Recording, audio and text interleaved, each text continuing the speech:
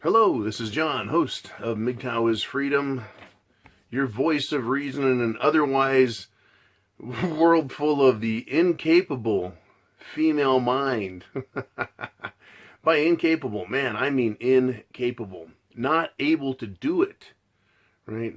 So I am your Professor Hominis Emeritus Mgtonius for the day. And we're going to discuss logical reason, right? Thinking. I've got a letter I got from a fellow Scandinavian Mgtow brother, and he writes, and I'm going to have to do excerpts out of the letter because he asked for some privacy, but he wrote, I was in court for speeding on a Ducati X Diavel. I did twice the speed limit while passing two cars. 18 days in prison and 2 years without my driver's license. I looked into the female judge's soul, and what I saw there was very dark. I Googled her when I got to my office. In 2012, an innocent father was also sent to prison for raping his daughter by this woman. It was all based on the daughter's testimony. There was no other evidence. 9 out of 10 of the jury believed the father. The 3 female judges ignored the jury and sentenced the father because, quote, there was no reason for the girl to lie, quote. His judge was one of these 3 women. The father was sentenced to 6 years in prison. A few months later, the girl came out and said it was all a lie. All right. Then he writes at the bottom, sometime I'd like to have a beer or two with John, with you, me, and discuss LGBT with him. That's liquor, guns, bikes, and tits. Semper Fi, he writes. That story is scary. It's horrendous. Number 1, you only were doing twice the speed limit on a Ducati passing 2 cars? Brother, if I was the judge, I'd have thrown that out. I would have said on a bike like that, you should have been doing at least 3 times the speed limit. But what he faced was a woman with supreme power. And by supreme power, I mean the power over another human being's life. Right? If you had the power over someone's life, power of life and death, essentially, would you abuse that power? Would you hurt someone with it? I've been in court a number of times, and I have seen judges in action, and for the most part, they are very fair, very honest, because they realize, they recognize that they have power, and that's an awesome responsibility. I've never sat in front of a woman judge, and I do not want to, because I don't know which one I'm going to get, whether I get the logical side of the brain or the emotional side of the brain. Now, with regard to his reporting that the judge he had was a woman who, in her career, decided to convict a man for 6 years based solely on the word of a girl who later confessed it was a lie, sentenced a man to prison. Now, I would think that in the case of rape, there would be medical evidence to support it.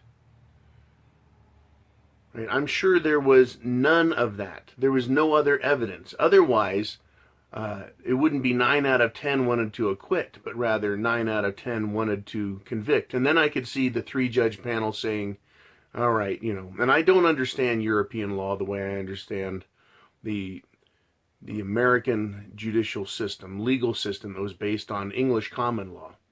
But still, if they can override an entire jury, what's the point of the jury, for one?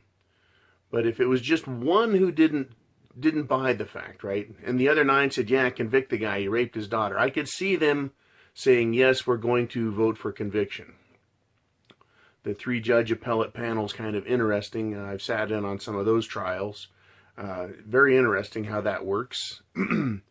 But in this case, it was 3 women, and they all said the guy's guilty.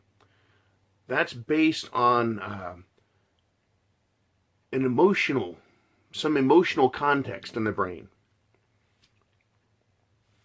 And I believe this is why women should not have power. Because rather than looking to be fair, to be just, to see things and examine things equally, dispassionately, intelligently, they look at it through the lens of the feminine feelings, right? The emotional side of the mind. And when you take something like the awesome power over someone's life and attach to it an emotional bias, you have a recipe for individual and group disaster. That is, individual and group suffering, unjust suffering because of someone's feelings. Now, once again, let's take a look at it from say it was a male set of judges, a male appellate review, man, right? Men up there. They would listen to the information. They would ferret out the truth from the untruth, do their best, right, as judges to determine the truth of things, the facts. And after they came to the conclusion, afterwards, they said, yes, this man is guilty, undoubtedly, logic and reason, evidence, proof, testimony, he's guilty. And then they say, now that he's guilty, I can say I'm angry about it. Sir, you're a bad guy, right? And then let the emotional part come out, but only after you have logically done things. Right? You can feel bad about things or feel a certain way, but it should have nothing to do with the thinking process. I think that is what women do. They do not use logic and reason. They go right to feeling and condemnation. And they use that to justify their conclusion, their badness, their lack of virtue. So in my brother's story here, he gets 18 days in prison and 2 years without a driver's license for doing twice the speed while passing two cars.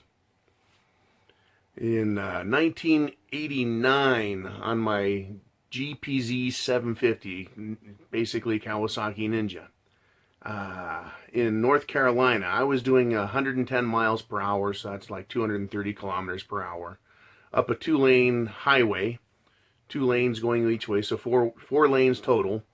And I was zigzagging, cutting through lanes, passing cars. It was quite fun. Something I liked to do when I was a Marine. And I pulled over, was going to a friend's house, and lo and behold, I turned around a second later, and there was a cop. No ticket, no harassment, no lecture, just a warning. Hey, John, I'd like to see you slow down. Right? I don't want to have to sweep you up off the asphalt.